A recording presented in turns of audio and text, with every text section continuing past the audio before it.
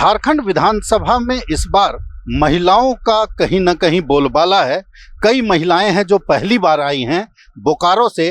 अब कहा जाए तो राजनीतिक विरासत तो इनके पास है, लेकिन खुद नई विधायक हैं। इनसे बात करते हैं। श्वेता जी, आप बताइए, राजनीतिक विरासत को संभालना सबसे बड़ी जिम्मेदारी है, क्योंकि दादा के बारे में याद करते हैं। हम लोग नया पत्रकारिता शुरू किए थे तो दादा को हम लोग शेर बोलते थे।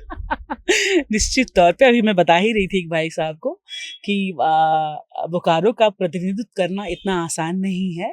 एक बहुत विराट परिवार है वहाँ बोकारो, चास बोकारो, और बहुत विचित्र मतलब अलग तरीके का हमारा परिवार है। बहुत तरह तरह के हमारे उस गुलदस्ते में लोग हैं। तो दादा की विरासत को भी लेके, उनके संस्कारों को भी लेकर के आगे बढ़ना है।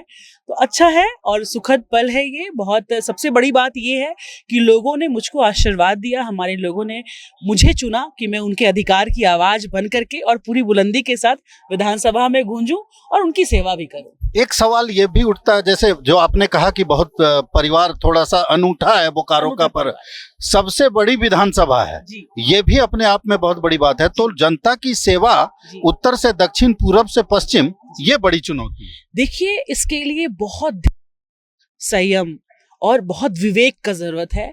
बहुत विवेकवान होकर के ही, बहुत धैर्य के साथ अपने परिवार की जितनी परेशानियां हैं, मेरे लिए पूरा परिवार है। देखिए, पूरा 588 बूथ है हमारा, और पूरे बोकारो को, चास बोकारो को अगर हम लोग देखते हैं तो पूरा परिवार की कहाँ कहाँ क्या परेशानियां हैं। सबकी अलग अलग परेशानियां हैं, सबकी मिट्टी अलग अलग है, सबकी परेशानी अलग अलग है। उनको जानना और बहुत धैर्य के साथ उनको सुनना, समझना, उसके बाद समाधान करना तो अच्छा। एक राजनीतिक अंतिम सवाल, विपक्ष बहुत कमजोर है, आप सत्ता पक्ष से हैं, कितना कंफर्टेबल फील कर रहे हैं? क्योंकि पहली बार आए और विपक्ष मजबूत रहता तो थोड़ा कम कंफर्टेबल फील कर। देखिए, कंफर्ट जोन इस आधार पे तय करना कि विपक्ष कमजोर है या मजबूत है, मेरे लिए ये सब अभी मायने नहीं रखता है। मेरे लिए मायने ये रखता है कि विधानसभा तक भेजने का काम किया है हमारे लोगों ने, उनकी आवाज के लिए, उनके अधिकारों के लिए। तो हम लोग वहां पे फोकस कर रहे हैं और हम लोग उसी पे काम करने का काम करेंगे और बहुत कंफर्टेबल है। वो मजबूत होते तो भी हम कंफर्टेबल होते कि लोगों ने हमें चुना है, हमें काम करना है।